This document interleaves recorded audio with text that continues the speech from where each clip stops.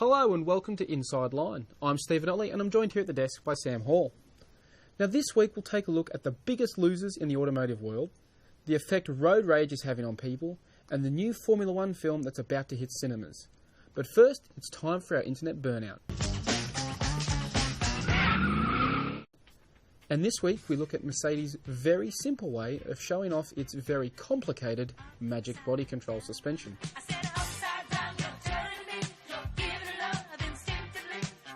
Clever ad, isn't it, Sam? Yeah, it is. It gets the message across pretty simply, and pretty smart eggs over there at Mercedes-Benz. Well done.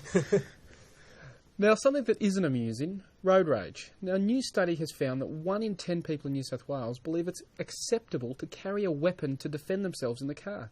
Now, that's just crazy, isn't it, Sam? I think it's an interesting thing because you see people in their cars, they tend to do things they wouldn't normally do in person, I guess because they feel as though they have more security. And this study that's just come out has some pretty interesting figures in it.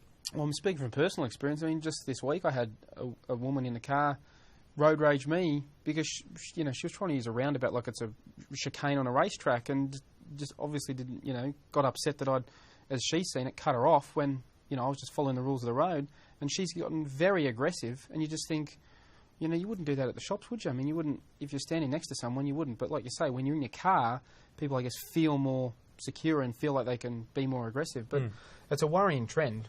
It is. The other thing is, like, I spoke to someone from the School of Psychology at the University of Adelaide as well for this story, and they said a lot of the time people, they have pent-up frustration and aggression, and then they get behind the wheel of the car, and, when you combine that with roadworks, or if you're running late, or something's not going your way, it just takes something really small, to lose it. Why can't we all just get along? Now we move on to a very different study, and market analysts have crunched the numbers and come up with the cars that have made the biggest losses for their companies. Now, what's the world's biggest loser car, Sam? It's actually the smart car from the Mercedes subsidiary there. Yeah, when a new car comes out, obviously they have to pump a lot of money into infrastructure and that sort of thing, and it actually takes the cake. If you go back through the formative years when the smart car company was actually established, they're actually losing about half the value of each car just in infrastructure and things like that. Yeah, get the thing up and running. It's amazing. It's a staggering figures. Even the Bugatti Veyron, though, they're apparently recording like a $6 million loss on every vehicle, which is just insane when you think about the economics of that. I mean, $6 million per car, and they're selling these things for $3 million a car, so I don't know, what are these cars really worth? Yeah, it's pretty astonishing when you think about it. Even something like that, you'd think, they only make a select run of them, they'd be able to recoup their costs. But yeah, it goes to show, even something like that, they've had to take a hit just to get the car out on the road. Yeah, I guess with that, there's a bit of that is like you say, they're establishing the brand in Bugatti's sense. They're really re-establishing that brand as as an icon brand. So I guess it's part of Volkswagen Group. They can afford to take a bit of a hit on it, but even so, it's a staggering amount of money. So yeah, I mean, you see even something locally like Holden, people whinge that you don't get a certain feature in a new car. But the thing is, just to get that one feature, when you go all the way back to the base, just little things can cost a lot of money, and that's obviously they do have to take a hit to keep up with everyone. Yeah. Oh well. Now, finally this week, we turn our attention to the movies and Ron Howard's highly anticipated Formula One film, Rush.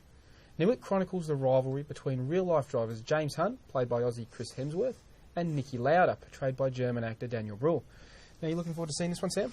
I am. I saw the Senna movie a couple of years back and really enjoyed it. I think even people that aren't specifically into racing, they could actually come away from this and think, wow, yeah, I've learned a bit and actually enjoy the film for what it is. You've seen it? Yeah, well, I was lucky enough to see it, a preview screen of it last week, and, as a car racing fan, there's some of the little bits in the racing scenes, kind of jarred a little bit. You can see they're all filmed in Britain, so that kind of, there's a couple of telltale signs. But what really stands out to me in this movie, what makes it a great movie, is the human drama. That rivalry between Hunt and Lauda was quite intense, and this one, is across the movie focuses on the 1976 season, which is where Lauda had his infamous, near fatal accident at the Nürburgring.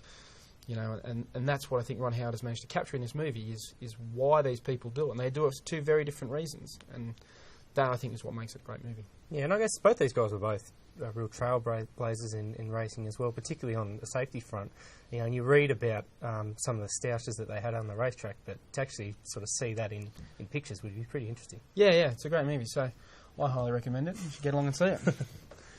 Well, that's it for Inside Line this week. As always, visit drive.com.au for the latest motoring news, reviews and videos. Thanks for watching and see you next week.